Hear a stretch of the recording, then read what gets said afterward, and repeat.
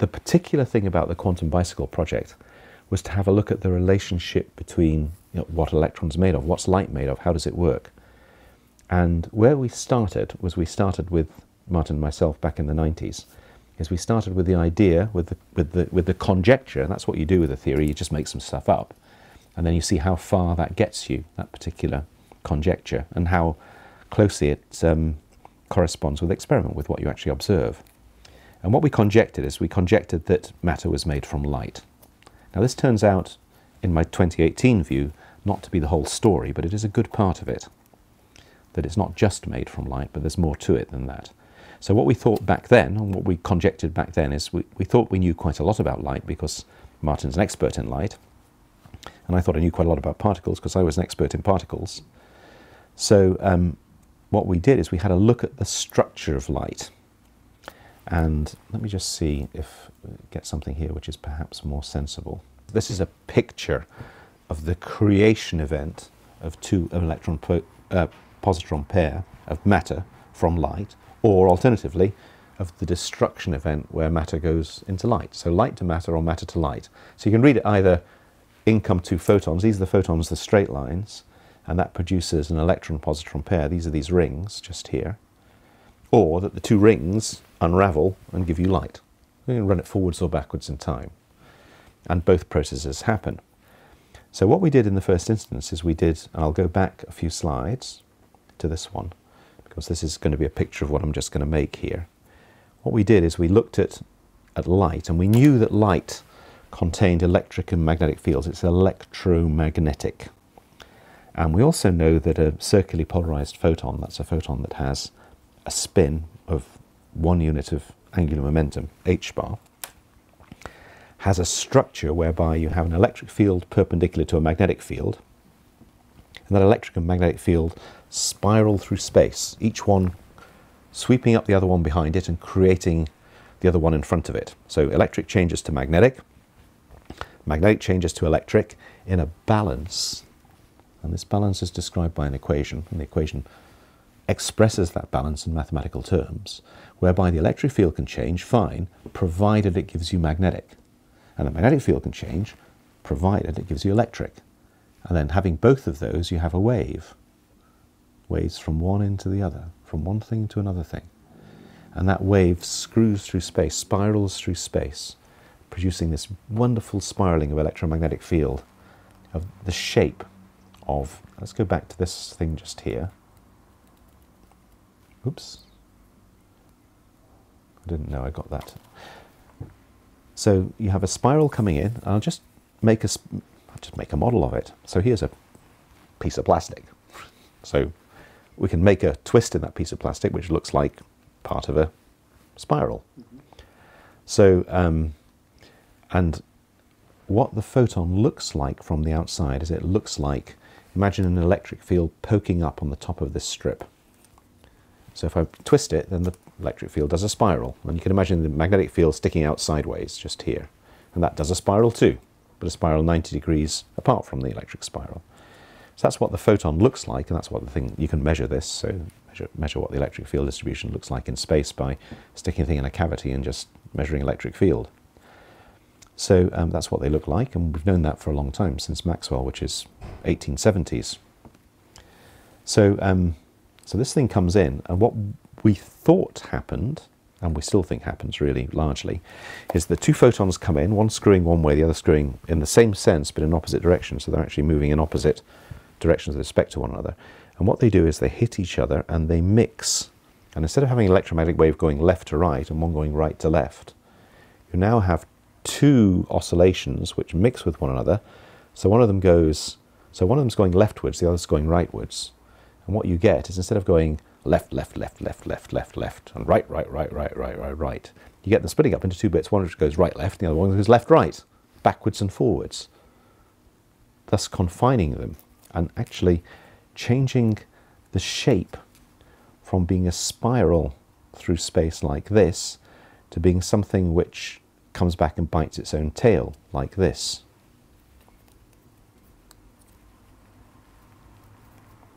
This motion, so I've taken a twist, a single twist, and I've just turned it around so that something is making it go round, and what you get is, naturally, is you get this double loop. Now the twist is still in there. If I look at a bit of the double loop, I can still see the twist. But what the twist has done for me is it's made it go zip, zip round twice. If I don't put the twist in and do the same thing, I just get a single loop. But putting the twist in, a whole twist in, and putting it in, I get this double loop. Now this double looping motion of the electromagnetic wave twisting, but as it twists, it also turns. It also turns like this. That twist plus that turn does something spectacular to the electric field of the photon. It means the electric field now, look at it, it's always directed out from the inside. It's outward directed in this case, if we take it sticking up from this strip. So it goes to something which has an electric field sticking out like the spines of a hedgehog, going out in all directions. That's the characteristic of what a charge looks like. A charge has the electric field either sticking out if it's positive, or sticking in if it's negative. That object is charged, and you can calculate that charge. It also spins, spinning round and round, zzz, zzz, zzz, and it's charged. It's got the electric field sticking out. So what we did back in '97 is we calculated the spin and we calculated the charge. We found the charge was very close to the electron charge, and we found the spin was exactly the spin of the electron. So we identified that thing, and that is this object just here. This double looped thing is this thing just here. Then putting in the fields, pricking outwards, sticking outwards, then you see this is this object just here. You have the same double loop. The green spines are the direction of the electric field, and they're sticking outwards for one of these two things, and they're sticking inwards for the other one. This thing's charge negative, that's charge positive. Net charge going in is 2 uncharged photons. Net charge coming out is +1 -1 is also 0, but in a different configuration, a configuration where the field has become outward facing and hence produced 2 charged objects, an electron and a positron. So this was Martin and my model back in the 90s of what matter was, what an electron was. And this is the idea, the picture of how electron-positrons create one another. And the paradigm, the model really is, the analogic model of this is that you have a flow of stuff which goes around a double loop like this. And in fact it's more than that, it goes around a torus, it goes around a donut. So we're going to come into this later, I'll show you where the donut is. But you can actually run a donut through this, and it goes over the surface of a donut-shaped thing. And there are a whole set of nested donuts as well. So this is a toroidal loop, or a loop on a toroidal surface, on a donut-shaped surface. That's very important, and we'll come back to that later. But that's the basic idea of what the quantum bicycle is. A typical atom, well, a hydrogen atom is 1 proton with 1 electron. Now, the school view, the simplest view, the old-fashioned view, the Bohr model of the hydrogen atom is that you have a proton with an electron going around it like a planet goes around the sun. So that's, but it turns out that if you take that more deeply, it turns out that the electron doesn't go around the proton. What it is, it's like a proton has an electron cloud quantum mechanically surrounding it. So you can imagine it would be as though the Earth was not like a little hard thing going round and round the sun, but that the sun blew up and the Earth blew up, so the two things were actually merging through one another. That's what it looks like quantum mechanically. So, but these are different models of what's happening. So the atom is an atom. It doesn't matter what you think about it, it stays the same. These are different ways of looking at. See, humans, you can't directly see an atom. Because, why not? Because light is 10 to the minus 6 meters and atoms are 10 to the minus 10 meters. So it's like trying to see mice by dropping elephants on them. So you know, you just, photons are great big things and atoms are really little things. You know, what? Nothing. Didn't notice the mouse at all. So so you can't directly see it. You can't see it with light. It's too small. How do we see it then? Use electrons. But you see the electron is what it's made of as well. So what you do is you fire the smallest thing you've got at it and see what that does. But that's like trying to find out where people are by firing people at them. Right? I'm using analogies. But you know, okay, so where was the person? Well, okay, it depends on whether the person hit was a rugby player or not, right? So you don't know by... so the lightest thing you can use is an electron, but that's already part of the... And that's the problem. The problem is that you can't see it directly. You have to imagine it, and then work out what that would be if that were true, and then see if, as I say, your idea of reality corresponds with what you actually see, with what you actually measure, what you actually can measure. And a lot of the uncertainty principle in quantum mechanics, I think you'll have heard about uncertainty and how everything's random at some level, and Schrodinger's cat, alive or dead, and stuff like this, popular science. That comes from the fact that the stuff that you can't know because you can't measure it. So something is happening, but you don't know what, because you can't say, okay, it's exactly at this point in the cycle. It's like knowing the engine's going round and round, but not knowing exactly where the piston is right now. And why would you want to know anyway? You don't want to know exactly where the piston is at the moment. You just want the car to go around the corner, right? Or speed up, or get out of the road, or something. So it's like that. So, okay, that's the basic idea. Oh, wait a minute. I really should take this out, actually, because this is kind of... Okay. Right. I think... This is where you want to be, the current understanding of what they are. That may make it easier for me. Okay, I'll tell you what the current understanding, or the current pictures that we have of electron. So what I had here in the introduction was really the rest of the quantum bicycle project. I'll go through it very quickly and say what I was going to say. Mm-hmm. That's the picture. This is taking these double loops and having a look at what an electron looks like in this model. So this is looking in more detail at this shape. And I've put some smoke rings in here just to show how this motion goes round a toroidal shape. This is like a donut, like a sausage. And it's on the surface of that series of smoke disks. So the series of smoke disks, if you imagine them coming through here, form a toroidal shape if I extended the smoke disks. And then the stuff gets projected down to a spherical thing in the reality in which we observe things. So this is, I mean, it's a donut. It's like a, you know what a donut looks like? It's a curved surface, but it's a curved surface with a hole in it. Mm-hmm. So it's a torus is donut shaped. So donut's got it's a ring with a hole. Let's make one. Yeah, bagel's just what you need. It's okay, I've got plasticine here. Make anything. So I'll make a slightly smaller one, I think. Okay, so you have something which is ring shaped, like that. And what happens is this motion takes place over the surface of a ring. It comes in and out over the surface of a ring. Want to see what it looks like? Yeah. Four-dimensional rotation. Just a minute. Let me just come out of this and go over here. Here we are.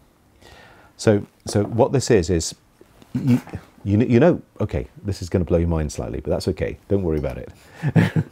Right. So imagine a bicycle wheel, and the bicycle wheel's going round and round. Okay. So it's rotating like this, and that's a two-dimensional rotation. It's a rotation in a plane.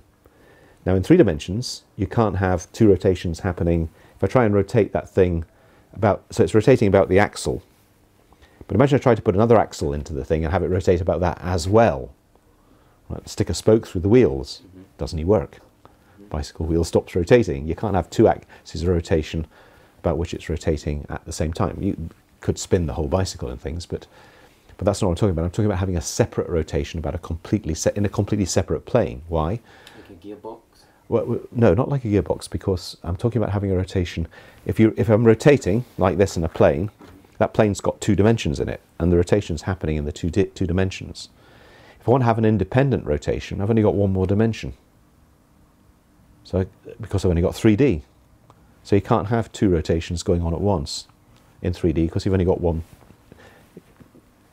Because if the rotation is happening in a plane, there isn't a separate plane not connected to this plane. You've always got to have part of that plane too. But in 4 dimensions, and space as time is 4-dimensional, you have got a separate plane. If this is the XY plane, I've still got the ZT plane I can rotate in. So what that is that's a motion. Now, that's hard for us humans to do, but it's easy for a computer. So just, so you just say, okay, there are 4 dimensions. It goes, yeah, sure, 4-dimensional vector, no problem, just extra component. So what you then do is you do 2 rotations and you project them. Okay, and this is what happens. This is what, look at this thing here. Look, I can make this thing longer or short. This was actually done by a guy called Fergus Murray. I downloaded it, it's open source, so I've modified it to be able to do this kind of thing. So I don't know if you can see that little thing wobbling around just there. You see what it's doing? It sort of, looks, this is a projection of a 4D rotation. But let's make it longer so we see what it starts. Blowing in the wind. It does, doesn't it? But look, if I make it longer, look, there it is. Do you recognise that shape? It's that thing. Okay, now I'm going to make it longer. I'm going to let it keep on doing this. Right, so I'm just making it longer than one thing. So I'm following the path, just making the path go for longer. You're looking at a 4-dimensional rotation, but then projected onto the screen and projected into time. Look what it's doing. Can you see it kind of like it's folding around something? What it's folding around is something like that, a torus. So the rotation is going around this, but then as it moves around, you're looking at different projections of this. And if you imagine something, imagine a ball, a sphere of metal, 3-dimensional sphere. Imagine a circle. I can make that 2-dimensional, squash it down, it's just a circle of metal. Turn it into a sphere, it's a 3-dimensional thing. I can do that again, I can make it mathematically, on the computer, make it 4-dimensional. And then if I look at and that's what I'm doing here, I'm looking at the projections of something going around that 4-dimensional sphere. So, and those projections have 2 forms. One of them is, well, just like if I take a sphere and I project it straight down onto a surface just here, I'll get a circle. But if I take your light and I project it that way, I'll get an ellipse, or a different kind of shape. So circles don't just produce circular projections onto a plane, they can produce things that are elongated as well. Try it. When you do that with 4D, you can get circular, spherical. So a 4D sphere goes down to a 3D sphere in one projection, but on any other projection it goes to a torus. So projections there become toroidal, they have a hole in them. So the projections of a 4 sphere are either toroidal or spherical. And that's what you can see here on this flat thing here, that it's really just, it's going around a torus. And you can show that mathematically as well and prove that it's a surface, but that's a bunch of heavy maths, so why would you want to look at that? This is much more fun. And actually the maths isn't very complicated, it's just a few sine waves, sines and because all a circular motion is it's x is a cosine wave and y is a sine wave. So if you do x is cos theta and y is sine theta, it just describes a circle mathematically. So these are just sines and cosines, and all you do is, instead of having 2 of them, you've got 4. So it's not particularly hard maths.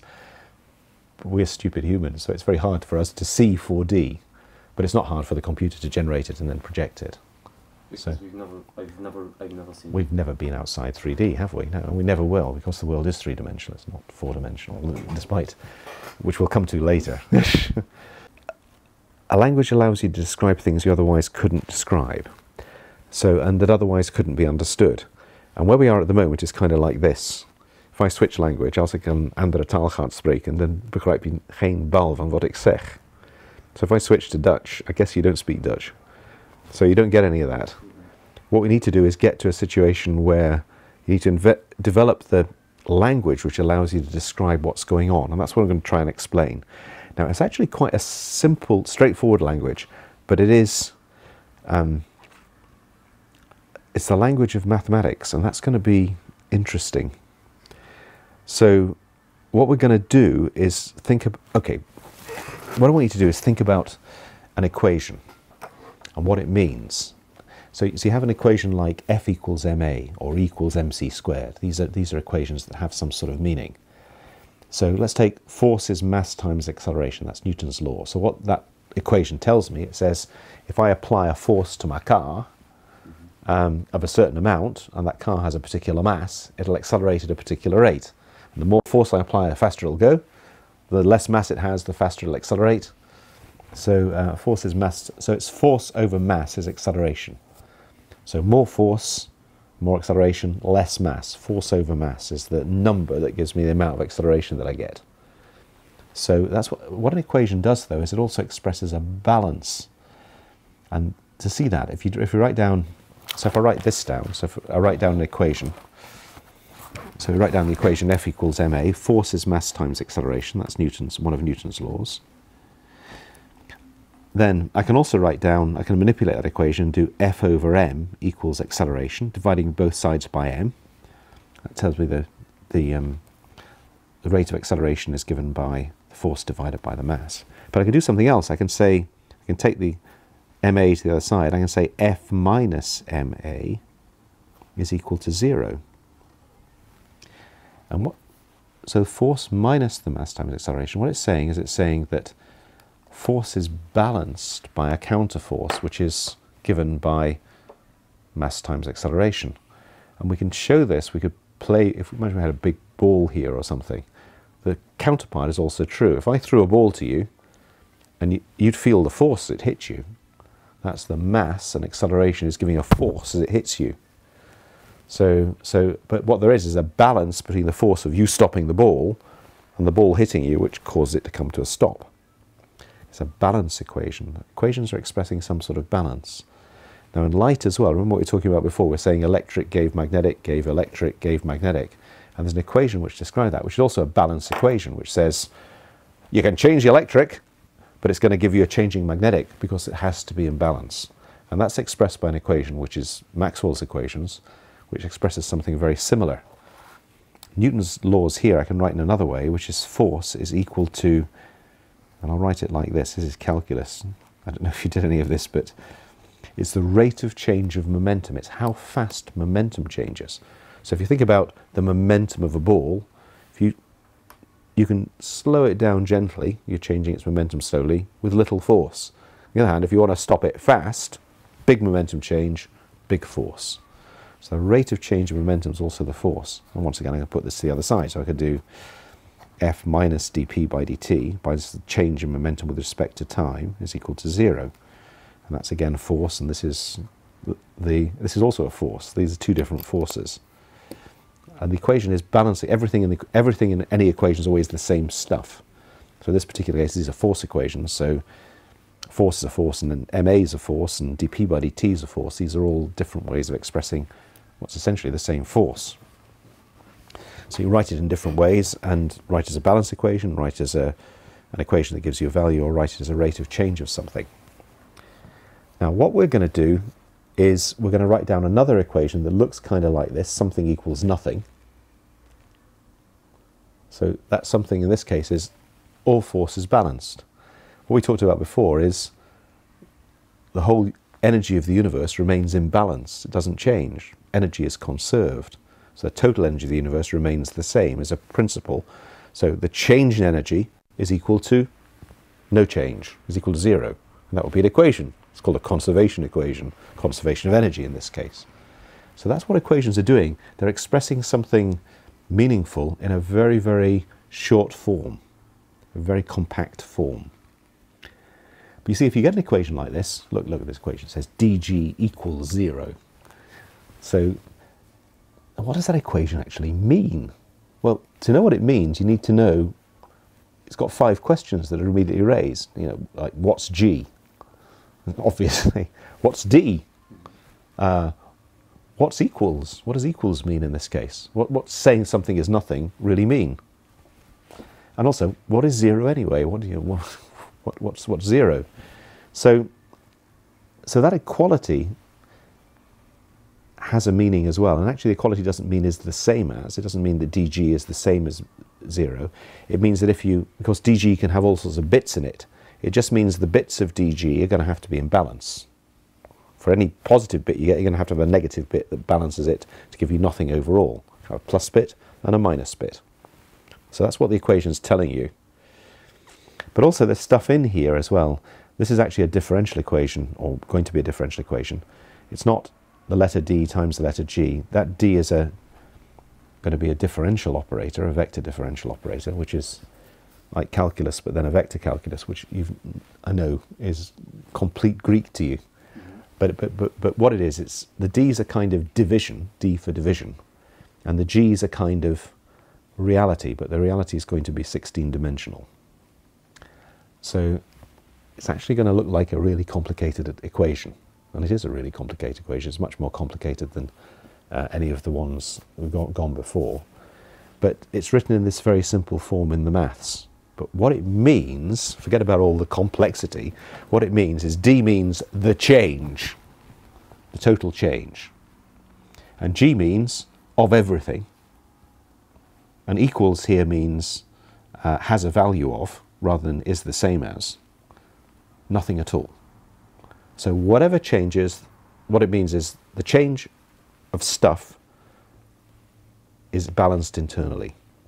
Anything positive is negative. If I take you and push you, then I feel push on me.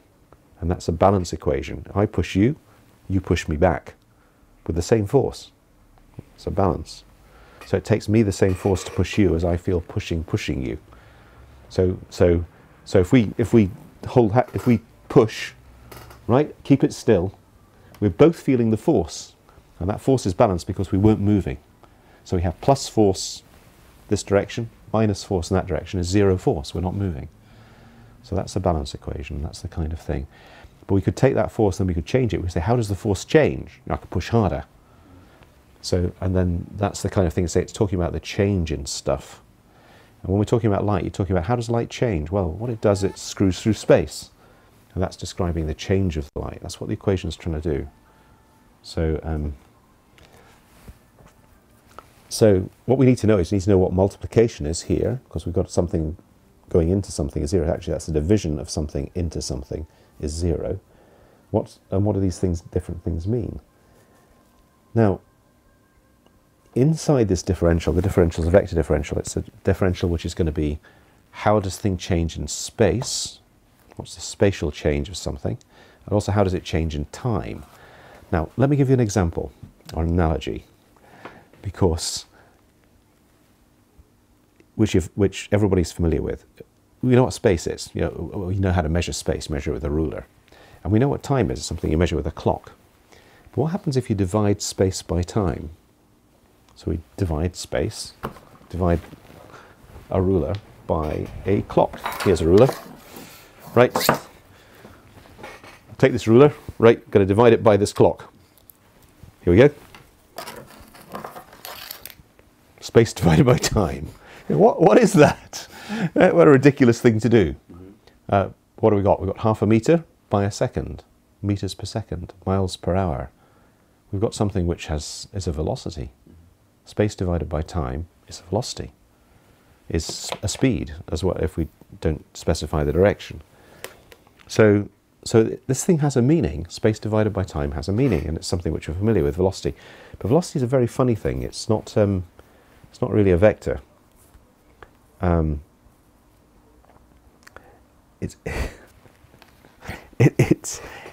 It's something which has funny properties. You don't notice it usually, but if you're in a train going at 60 miles an hour and you're walking at 5 miles an hour in the direction of the train, to an outside guy, you look as though you're going 65. If you walk 5 miles an hour back down the train, you look as though you're going 55, 60 minus 5. So you can, at slow speeds, you can add velocities, but at very high speeds, you can't add velocities. It doesn't work. And in fact, you can't go faster than the speed of light. And this isn't like a sort of speed limit. It's like an absolute physical impossibility to go faster than light, because there's no such thing. And the reason there's no such thing as going faster than light is because space and time are not what you think they are. They're actually different parts of the same thing. And when you start doing that division and getting up to the speed of light, space and time change. They're not fluid, but they are flexible. They sort of bend. And they bend in such a way that the speed of light remains the same. And the reason they do that is part of the reason for this whole thing working. It's because the stuff that you're made of is the stuff of space and time in the theory. And because the things that are the things you use to measure stuff with are also the things that you're looking at, when you start getting up to the absolute units of those divisions, then the process no longer varies. It no longer changes, because what's happening is your measuring systems are changing in the same way as the thing you're trying to measure. So, so, so it's like it's like trying to get north of the North Pole. It's like putting a plastic ruler in a boiling pot of boiling water. Yeah. Why is that? Because it's melting in the water. Oh, it's melting in the water. You're right. It's like putting a sugar stick into water. Exactly. But it's like trying to go north of the North Pole. You can't go north of the North Pole because we're on a sphere and there is no north of North Pole. Everywhere is south from the North Pole. So it's kind of like that, as a not very good but nonetheless oft-used analogy. So the example here is, what does dividing space by time mean? You know, what do we mean by that? And we get something out of it, which is velocity, which has peculiar properties when you go nearly light speed. In fact, let me tell you what the peculiar properties are, because they're really, really spectacular. So this is an aside. The thing is, from Einstein's relativity, what happens is, as you go faster and faster, you get this thing called a Lorentz contraction appearing, which means that your measuring rods appear, they don't actually get shorter, but they appear to be shorter. If you measure them, they're shorter. Measure them from another frame, they're shorter. And what happens as you go faster and faster is a measure of length in space and time is given by, measured in meters. If you multiply time by the speed of light, meters per second times seconds, then you get something which is in meters. So measured in meters, the distance between two events, between two happenings, is given by ct squared minus x squared minus y squared minus z squared. It's given by time squared minus space squared. And at the speed of light, those two things are in balance. They're both equal.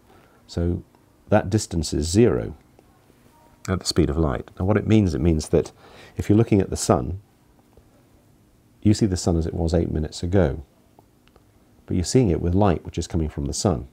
Now at light speed, any distance is no distance. Of course that thing gets shorter.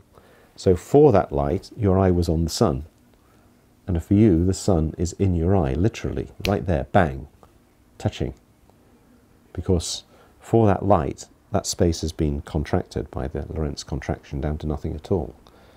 And what that means, it means anything you see, if you're standing out on a starry night, is for you here and now. It's actually happening right this moment.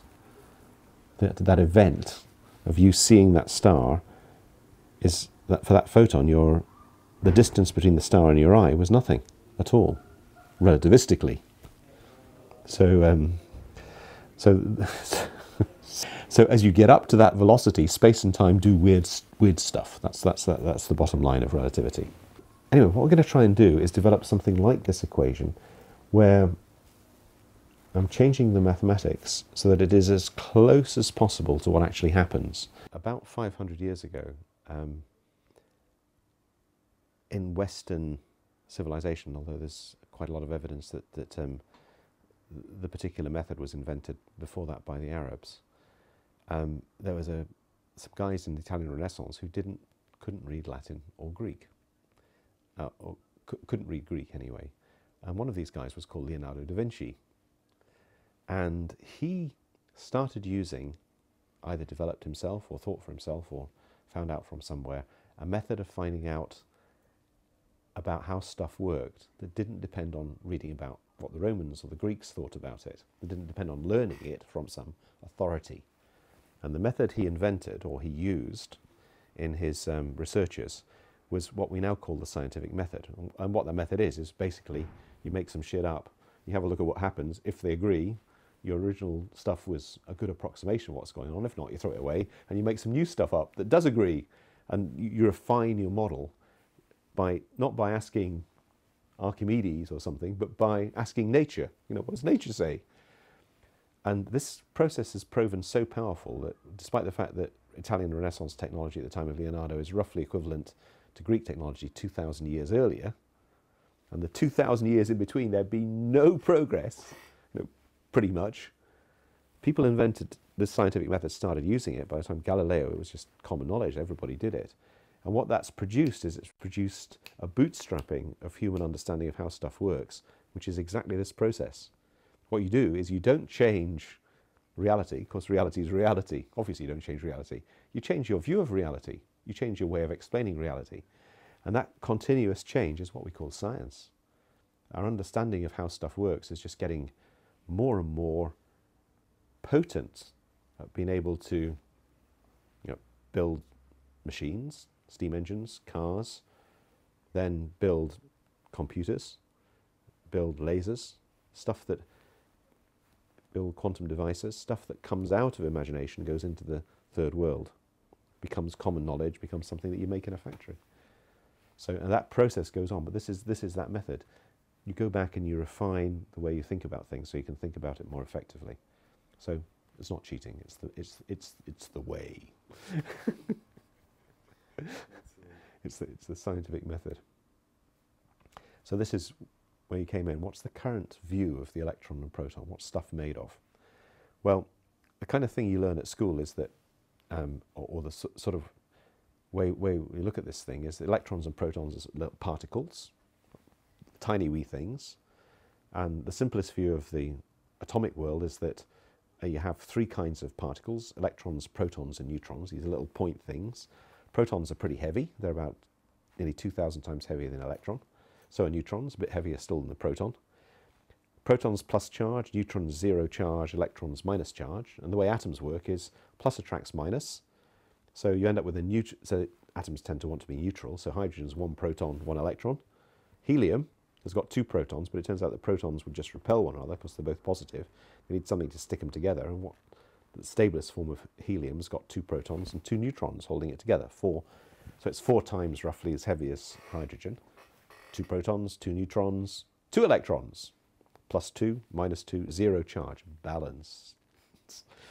Balance, balance, balance. Lithium's got 3 protons, 4 neutrons. 7 times the mass roughly of the hydrogen atom. Not quite, because there's binding energies involved. 3 electrons. And then you just go click, click, click. Lithium, beryllium, boron, carbon, nitrogen, oxygen, etc. Each has 1 more proton, and they're distinguished by having more and more of these particles. A little cluster. So the picture is a little cluster of electrons and protons with a cloud of electrons going around them. And depending on your model, you could say they're going around like planets. Little ball going, a little point going around. That's the simplest model. Next one up is, and it's quite a long way up. The next one up is quantum mechanics, where you say, okay, the electron's really a wave, so it sort of wavies around it. And it turns out that wave is actually a spherical wave, so it looks like a spherical bell. So it's sort of like the oscillation you get if you took a sphere and donged it. Does things like this, so it waves spherically. And those spherical waves are the solutions of the quantum mechanical electron around the proton. And actually the proton has a spherical bell shape as well. So the current picture is of these things is that they're sort of little particles, like little tiny dots. So that's the simplest picture. But it depends on which. So we have an idea of what these things look like. We can describe them mathematically in quantum mechanics as a wave. We can describe them. So we have a bunch of different theories which describe stuff. Quantum mechanics. So that's these things here. So in quantum mechanics, the electron's sort of a variable-sized wave. It can be a big wave or a small wave, but in an atom, it's roughly 10 to the minus 10 meters. It's 10 zeros and a 1 meters. In free space, it's roughly the Compton wavelength, 10 to the minus 13 meters. In the solid state, it can be a lot bigger. So it's quantum mechanically, it can be nanometers or even micrometers in size. So that's quantum mechanics. That the picture of the electron is it's sort of a wavy thing. Then, on the other hand, we have relativistic quantum mechanics. In relativistic quantum mechanics, here's the book by Dirac himself, who invented relativistic quantum mechanics. And what it looks like in relativistic quantum mechanics is one of them. A horrible equation. What the horrible equation means is it means that what the electron looks like is it looks like a little point thing that goes backwards and forwards very fast. Actually, it goes backwards and forwards at the speed of light. And this is first described by Schrödinger, I think. Anyway, it was described in German, so it's called a Zitterbewegung, which means in German, a zittering motion. So that's what it looks like in relativistic quantum mechanics. In Maxwell electromagnetism, electrons really just act like a point charge, and they're the thing that emits light. In quantum electrodynamics, they are a point charge which also emits light, so similar to the kind of idea that we're talking about with just a little point electron. So in the standard model, there are lots of these little point particles, you know, like protons composed of point quarks, electrons point particle, muons point particle, tauons a point particle. There are gluons, which are presumably also point particles, or act like point, well, except they don't, you can't scatter from them very easily. So there's a whole bunch of these things that are all thought to be sort of point particles in these more advanced models. But the problem is, you know quite a lot about it. We know what they look like, and we can do experiments on these things where you can measure the size and shape of these things. I did one myself in the 90s, where I looked at single electrons coming through in a solid state, and I could measure the charge profile of those electrons and see that they were distributed over tens of nanometers, individual single electrons, sizes of much bigger than atoms, many hundreds of atoms. One electron was distributed over hundreds of atoms in 3 dimensions. So how does it do that? How does a little electron get bigger than atoms when, if you just have an atom, then the electron's perfectly confined inside the atom? How do they get bigger? But they do. You measure it. So the problem is you know an awful lot about what they do, but by knowing so much, you know nothing, because it's contradictory. You have this picture of it being a little point thing in one theory. In another theory, you have a picture of it being a wave. Another picture, you have a picture of it being a cloud. Another picture, you have it emitting light, coupling to light, and having a coupling to light. So these are different views of but the same electrons. So by knowing so much, you somehow know less, because you don't know, so which will the real electron please stand up? Which of these pictures that I'm telling you about how the thing looks in different theories is the correct picture? And of course the answer has to be that they all are. But then if they all are, how? I was going to say all of them and none of them. None of them are the whole truth. All of them, exactly. All of them and none of them. None of these pictures are the whole truth. To get to the whole truth, you have to understand how and why it does what it does. And only then can you really say that you really understand what's going on inside these elementary particles, which are the things that then compose atoms, which then compose us, that then compose the universe around us. And when we're coming back now to the quantum bicycle, we're talking about the quantum bicycle, we're talking about just one of those elementary particles, which is seen as being a point particle, and seen as being an extended wave, and seen as being all these different things. The question then is, how does that thing that I just showed you translate into all of those things that we just talked about? How can it look like a point particle, one thing? How can it look like a wave in another? How can it get extended? How does that all work with that quantum bicycle? And that's what the quantum bicycle theory is about, and that's what Darren and Innes and myself and Martin and Viv and all these people in that washing list there are trying to find a way of describing the whole thing, everything, how all of these changes can take place. And what I was going to do was to go through a whole bunch of these and explain how all those things worked. That probably take more than the rest of today, I think, but that's nonetheless the kind of thing. Is that a good enough picture at the moment for what people thought electrons were, little point things with charge? I think I might have seen pictures of that cloud thing. The cloud thing too, yeah. At first I was thinking of those molecule things you see on people's desks. Yeah, you see there's little models with bits holding them together. Yeah. That gives a configuration of things as though they're spheres, hard spheres, which atoms aren't. They're sort of more like fuzzy blobs, but then they're sort of vibrating fuzzy blobs, which have, as I said before, this perfect oscillation, like a bell ringing, like music. Music, like harmony as well, because the oscillations are in harmony with one another. Perfect, beautiful, frictionless, eternal notes, like a note. And that's a very good analogy, actually, because the thing is vibrating, so it's like a sound. So a pretty good analogy, that. So as I say, one has different pictures of this, and one has a huge understanding. So if I'm designing a laser, then I do that using quantum optics, which is based on quantum electrodynamics, you're looking at transitions of photons that are created, emitted and absorbed by charged particles. If I'm doing solid state physics, I'm looking at electron waves which are extended in quantum mechanical terms that are big waves. If I'm doing relativistic quantum mechanics, actually it's not very useful for anything. The actual technology we develop doesn't depend on that. It doesn't appear to be very useful. But a lot of these, Maxwell's really useful, ordinary quantum mechanics is really useful, quantum dynamics is really useful. The others here, the standard model that goes beyond these, because the standard model contains those, at the moment there are no technological applications for those things that are known about. You use the simpler theories to actually make stuff that does stuff. Why? Because that's what works. You use what works. So if I'm imagining, when I was imagining this single electron stuff, I'm thinking in quantum mechanics. How does that work? In order to visualize what you need to do, in order to model the thing and then have it made, because I didn't make it, but I had it made by part of my team then, our team. Then you make it and it does stuff.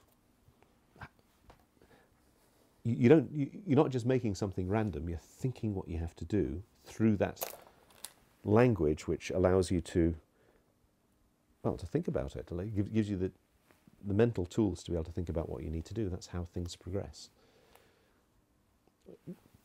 Not always. I mean, the other way to do it is copy it from somebody else and then do exactly what they do, which is quite rife, but steal it in other words. But if you want to do something new, then that's what you do. You imagine it, and then you make it, and then it does something.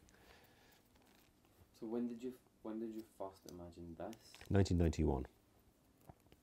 And how much has that shape changed? Not at all. We got it exactly right the first time. It's a very simple shape, though.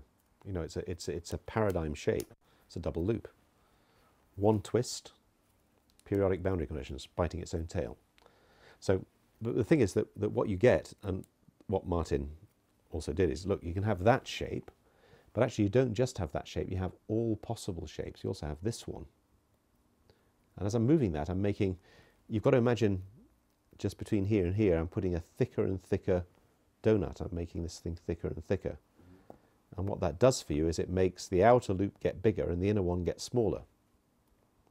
So it's like a bunch, imagine a bunch of nested bagels, one inside another, made with flaky pastry or something, right? So you've got a thin one in the middle, which is just a ring, and then outside that they get thicker and thicker and thicker, and around each one of these is going a twist which goes round once as it goes round that donut.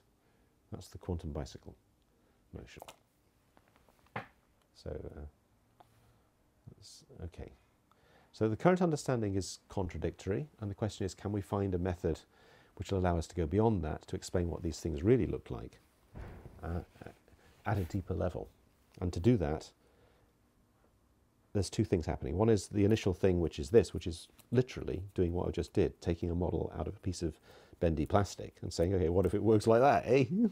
What does that do for us? Well, it does quite a lot. You can calculate the charge, you can calculate the spin, you can calculate the properties. But what you don't have in doing that is, you know, why does it do that? Well, why does it go round and round in circles? There's no why to that. There's just that. So that was back in the 80s or early 90s, in this particular, early 90s, that we first developed this particular model. What have we been doing since then? Well, we've been trying to turn that into a theory, trying to develop the maths of reality and make up theories. So what do? You make up some theories. You make up a theory. I think it works like this. And then you take that stuff, you calculate, you see whether it fits with the known stuff you have. So does it fit with everything in this book? That's a book about light, right? So is that all for? Yep, okay, that's all good. Does it fit with this one? But if it doesn't fit with this, and this fits with that. It can still be useful, but that's not what I'm after. What I'm after is something that fits with all of them. Okay. So yeah. So I'm trying to get something which is at a deeper level, and that means that it has to mesh perfectly with the things that we know that work. It doesn't have to mesh with the things we don't know that work, but when the fact that you can engineer stuff, that you can make stuff that does stuff using quantum mechanics, means there's a huge amount of truth in that theory. Do not want to throw that away, because that's an immense amount of understanding about the nature of the universe that we already have. So any theory you come up with which should really derive that, otherwise you're probably wrong, because there's all of that evidence and all of that thinking and all of that technology that you develop from the quantum mechanics. You know the quantum mechanics got to be right. The question is, how does quantum mechanics work and why does it do what it does? Not, is quantum mechanics correct? Of course it isn't. It's not the ultimate theory, because it doesn't describe everything. So it can't be fully correct because it hasn't yet got everything encompassed in it. And this is why the standard model, humans, is called a model. Look, it's not a theory. It's because actually it's a bunch of different bits that are all, including the stuff that's here and here. And this is just two of the many big books that are in this office. Well, this one, there we are. This is that's quantum mechanics. That's the third one. Well, that's a very, very short book for quantum mechanics as well. You get some big fat ones if you like. So, that's it has a higher it does. ratio of... It does. It's very hard to understand. It took me a long time to understand that book, and I studied it for quite a long time as well. So, stuff in there that I think I've got all of it now, but there are people who spend their entire lives on not understanding that stuff. And in fact, there's a truism, which is that if anybody claims they understand quantum mechanics, they're lying. That's the point of it, right? Pardon? That's the point of it, is about searching. That's right. It's a voyage of discovery, and it's certainly true that the normal formulation of quantum mechanics contains at its core something called the uncertainty principle, which is basically saying what you don't know, and how much you don't know it. And so what you'd like your new theory to do is explain what and why the uncertainty relation happens, wouldn't you? And that's partly one of the things that's slide 15 or something, right? So that's the point. You need to find something which fixes everything. Otherwise, you see, there is only one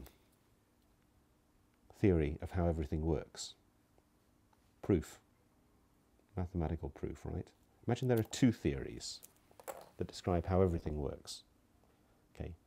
You can put, each theory has a one-to-one correspondence with reality. Everything that happens in the theory happens in reality, and there is nothing that happens in the theory that doesn't happen.